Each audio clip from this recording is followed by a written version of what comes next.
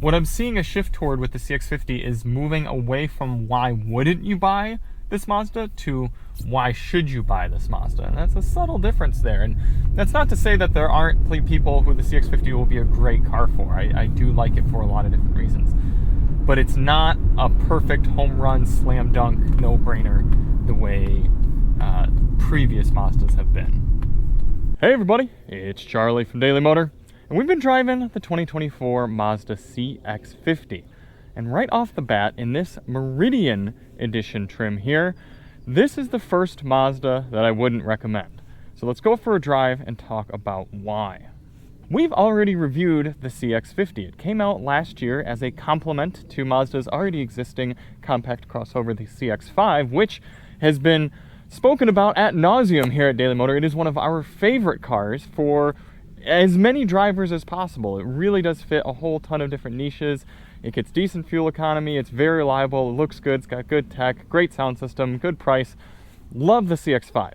The CX-50 came out last year, and it was good.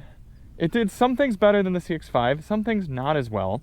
And then this year, they made a few improvements. And the CX-50 as a whole, as a lineup, is still a good vehicle. There's still a lot I like about it. I like the sizing, I like the looks, I like the proportions, I like the interior feel in general. But this Meridian Edition, I don't understand why they're even sending it out in the press fleets, because this car you're looking at right here in front of us is $44,000. But the CX-50 as a model starts at just over $30,000. So how can you justify $13,000 to $14,000 extra on top of the base price of this car?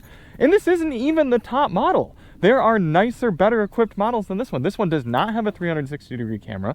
It does not have ventilated seats. It does not have a heated steering wheel. And it doesn't have the Bose sound system. It's got a subpar 8-speaker sound system, which you can see the review of below, and also the review of the 12-speaker Bose system, which is a good bit better. So what does this package get you? Essentially, it gets you some stickers on the hood. It gets you all-terrain tires, and then with the Apex package on top of the Meridian Edition, it gets you this giant roof rack, which sounds very, very loud as soon as you hit 50 miles per hour. We're going to show you that here in a moment. It gets you some splash guards behind the wheels and the roof rails as well. So you're paying a bunch of extra money to get less features, and a few features that honestly you're probably not going to use, because this is still not an amazingly capable off-roader. We did a little bit of mild off-roading. We took it through the off-road loop. I'm not sure if we're going to do that today, but I'll at least drop the footage in. And it did okay, but realistically, if somebody's going to be doing regular off-roading, they're going to get more of a dedicated off-road vehicle, and your standard CX-5 is going to be just fine for dirt roads and anything you might encounter for basic camping. So if you take a look at the Mazda build configurator and you choose a non-turbo S Premium, you get pretty much the same equipment as you get in this car, but you do get the 12-speaker Bose sound system. You don't get the all-terrain tires, and you don't get the roof rack and everything, but it costs about $35,000. A much, much better deal for still getting a plenty competent powertrains, plenty enough power to get you around town, gets a little bit better fuel economy, and overall is a nicer car to be in with the sound system and without the roof rack, and you save a ton of money. Or you can step up to the Premium Plus non-turbo. You spend about $37,000, $38,000 or so, and you're getting ventilated seats. I can't remember if you get a 360-degree camera. I'll put that down here below, but overall a much, much better package. So I do like the CX-50. It's a good car and a strong competitor in this segment, but I really don't understand this Meridian Edition. Some quick merits, because like I said, we have reviewed this car before. Look at this remarkably low load height here. It's just above my knee at 5'10". You've got a little bit of storage space back here, kind of deep into these wells. You do have a spare tire, it's compact spare, something you're not seeing on a lot of cars. And look how deep this cargo area is. That's going to be a key differentiator between this and the CX-5 is the depth. And that's really important for putting things like strollers or big Costco hauls. It's easier to use the length of the flooring than it is to just simply go up high. And you can fold those seats down nice and easy from the back, stretch things even further. I do wish that there was a little bit more legroom there so that the seat went down fine without adjusting my driver's seat at 5'10", but it's a pretty small complaint there. I like the width of the doors opening, the angle here, because if you're putting a rear-facing car seat in the back, it's going to give you more space to do so. And then, of course, you got your latch anchors, get the car seat in there, and there's just enough room. You might be a little tight with a rear-facing car seat with the driver's seat where it is there, but fortunately both the driver and passenger seats are powered in this trim. That's going to be something that you're going to have or not have depending on your trim level. In the back seat, we've got vents, we've got USB-A ports, we've got a flip-down armrest, and kind of a nice leather sort of seating service there. Power adjust driver's seat with two-way lumbar adjustment. Seats have been good for my driving around in the vehicle. This is a bit strange. The wireless device charger here does not accommodate larger phones well. I've got a Google Pixel 8 Pro, about the same size as an iPhone Pro, the large ones, the Maxes, and wireless charging has never worked for me. It does work for the smaller devices. We've done an iPhone 13 mini and an iPhone SE. Those all fit and charge, but not the best design there for larger devices. Not a ton of places to put things in here either. You got a little bit of storage up there, but other than that, you're dealing with some smaller cup holders, some door pockets, and a medium-sized center console.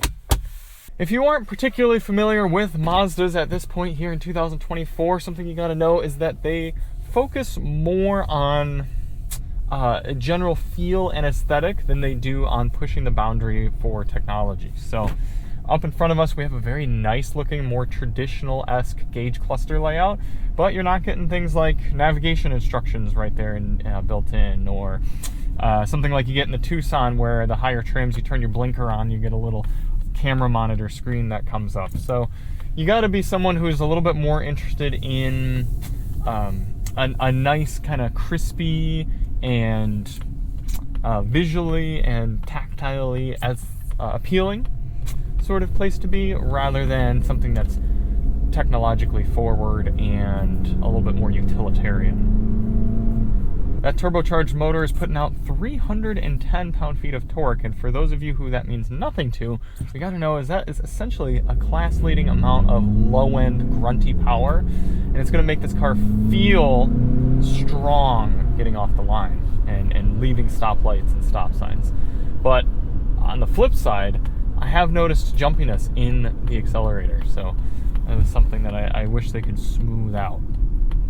For the 2024 model year, the second model year of the CX-50, they've lightened the steering feel, and that's important because that was one of my biggest complaints in the first year of the CX-50 is the steering is way too heavy. The steering feel is lighter now, but it doesn't feel good. It feels as though I'm steering through a very old power steering system, or as though I'm steering through chunky peanut butter. It's the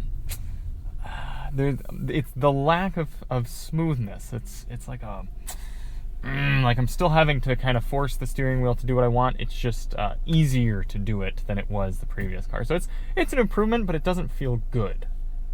I've actually picked a different route than I've ever filmed on before, different starting spot, because I do want to get right up to highway speeds here to demonstrate to you all how ridiculous this top roof mount rack is.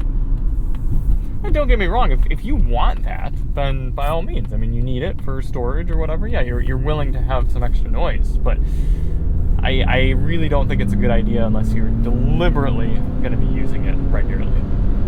Here we are, 65 miles per hour. Do you hear that? I mean, that's bad. Let's get up to 70. And I know it's bad because Alyssa and I have taken this car to various things throughout the week, and we'll be riding around on the highway, and she wanted, wasn't even on a highway, it was just 55 mile an hour roads. She wanted to have the sunroof shield open here and just have the sunlight coming in, and we both got annoyed by that sound and ended up closing it. It only improves a little bit once you close this.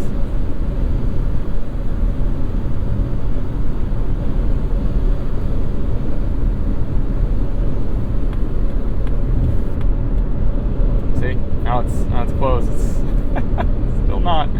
still not great. And obviously, I know if you didn't option that Apex package or whatever, then you're not gonna have to worry about that. But it has made it a little more difficult to enjoy the car throughout the week. We've also got suspension improvements for 2024. I haven't noticed those be too dramatic, but that's the thing with suspension a lot of times is if it's good, then you don't notice it. If it's not good, that's when you notice it. So the fact that I've driven it around and going in and out of parking lots and steeper hills, bumps. I haven't noticed too much. I'd say it's a good mark. And we did take this on some beat up kind of pothole dirt roads, and it handled it well for the class. At this trim level, we're not getting any sort of active lane keeping here for driving on the highway. So again, compared to some cars for much less money than this in the same class, I'm missing out on that technology aspect. I'll be a little disappointed by that. It's not that Mazda doesn't have it, it's just, again, not on this trim. Very, very weird trim option here. Despite some of the annoyances with the CX-50, I have enjoyed having the vehicle around in general. I like the physical climate controls up here, very easy to navigate. The infotainment screen takes a learning curve. You have to operate it through this rotary knob, and I do have a dedicated video on how that works. Once you will live with it for about a week, I am confident that you will like it. It's not for everybody. Some people will never get used to it, but you find yourself being able to navigate quickly between menus, and it becomes sort of a muscle memory deal. I should also point out that for some reason Mazda lists wireless Apple CarPlay support, but not wireless Android Auto support, but they both work wirelessly. You can see no cable going into my Pixel 8 Pro here. We've got Android Auto coming up, no problem. A bit strange. The CX-50 is a coherent package. It does a lot well. I like the way it looks. It does make me a little bit nervous for Mazda's future.